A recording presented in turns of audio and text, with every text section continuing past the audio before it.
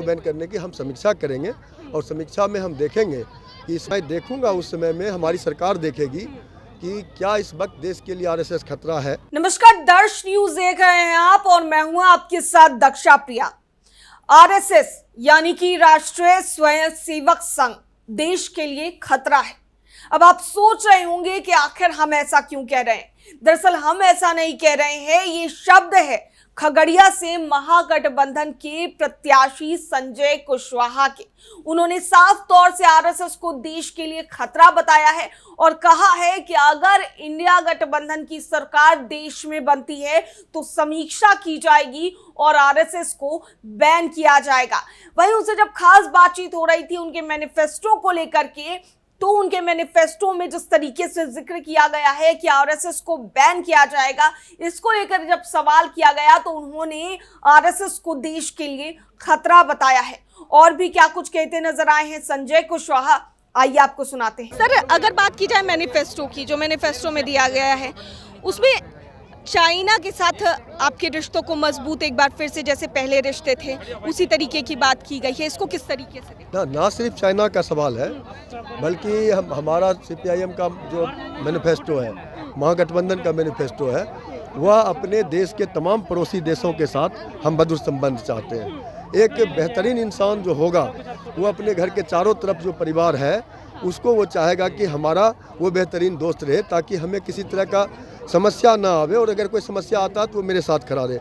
मगर नरेंद्र मोदी जी पिछले 10 सालों में तमाम जो हमारा जो पड़ोसी है उनके साथ इन्होंने रिश्ता खराब किया है। चाइना की बात छोड़िए, भूटान इनको आंख दिखाता है, नेपाल इनको आंख दिखाता है कभी कभी।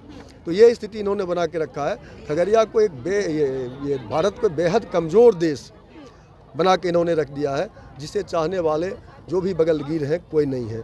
तो हमारा जो मैनिफेस्टो है वो कहता है नहीं, हम जो है सो तमाम जो चौहद्दी में रहने वाले हमारे तमाम राष्ट्र हैं उनके साथ हम एक बेहतर दोस्ताना संबंध का स्थापित करेंगे।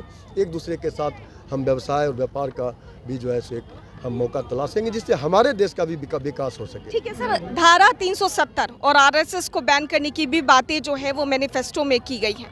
वो मेरी सरकार बनेगी, हम धारा 370, 71, 72, 73, 76 सबका, और जो आपने कहा कि मैं क्या बोले आरएसएस को बैन करने की हम समीक्षा करेंगे और समीक्षा में हम देखेंगे कि मैं देखूंगा उस समय में हमारी सरकार देखेगी कि क्या इस वक्त देश के लिए आरएसएस खतरा है, जो हम व्यक्तिगत तौर पे महसूस कर रहे हैं खतरा है, कि क्या इस वक्त देश के लिए आरएसएस खतरा है, जो हम व्यक्तिगत तौर पे महसूस कर रहे हैं खतरा है। तो फिर हम जब समीक्षा करेंगे पूरा सार्वभौमिकता में तो आवश्यक कदम हम उठाएंगे। 370 के बारे में भी हम समीक्षा करेंगे। मेरी समीक्षा पूरे देश के अंदर जो 71, 72, 73, 74, 75, 76 तक है, सबका समीक्षा करेंगे और हम देखेंगे। हम चाहेंगे कि एक रूपता रहना चाहिए पूरे देश। तो सुना आपने क्या कुछ कहते नजर आए हैं संजय कुशवाहा। मैनिफेस्टो को लेकर बातें हो रही थी और इसमें जिस तरीके से जिक्र किया गया है कि धारा 370 को लेकर के उसमें बातें लिखी गई है। इसके अलावा अगर बातें की जाए तो आरएसएस को बैन करने को लेकर बातें कही गई और तो और अब चाइना और भारत के रिश्ते पर भी बात की गई है कि चाइना और भारत का जो रिश्ता है वो एक बार फिर से मजबूत होगा, एक बार फिर से जो दोस्ती है वो मजबूत होगी। इसके अलावा भी और क्या कुछ जिक्र करते नजर आए वो आपने सुना। लेकिन अब अगर बात करें खगड़िया के रण की, तो खगड़िया के रण में जिस तरीके से एक तरफ चिराग पासवान ने अपने हनुमान राजेश वर्मा को मैदान में उतारा है, तो वहीं तेजस्वी यादव ने सीपीआईएम के कैंडिडेट संजय कुशवाहा को खगड़िया में उतारा है। अब ऐसे में मुकाबला दिलचस्प हो चुका है और क्या कुछ अब 4 जून को देखने को मिलता है ये एक देखने वाली बात होगी। लेकिन फिलहाल 7 तारीख को खगड़िया में वोटिंग होनी है और उससे पहले सभी जो प्रत्याशी हैं, जो निर्दलीय भी प्रत्याशी या फिर बात करें जो 2 मुख्य प्रत्याशी हैं, अगर एनडीए की बात करें या फिर अगर बात कर ली जाए महागठबंधन की, तो वो दोनों पूरा जोर लगाने पर लगे हैं और खगड़िया को अपना बनाने की कवायद में जुटे हैं। अब ऐसे में कहा यह भी जा रहा है कि राजेश वर्मा जहां एक तरफ अपने आप को मजबूत करने में लगे हैं, वहीं दूसरी ओर संजय कुशवाहा की अगर बात की जाए तो वहां पर सहनी समाज और यादव समाज उनका विरोध कर रहे हैं। कारण भी कुछ सामने आया है और कारण उनके विरोधी ही बताते नजर आए हैं। अगर यादव समाज की बात करें तो यादव समाज में आखिर विरोध संजय कुशवाहा का क्यों हो रहा है? दरअसल विधानसभा चुनाव में गीता यादव चुनाव लड़ रहे थे और उनका विरोध संजय कुशवाहा कर रहे थे, ऐसे आरोप उन पर लगते हैं और कारण यही है कि यादव समाज उनका विरोध कर रहा है। अब आते हैं सहनी समाज पर।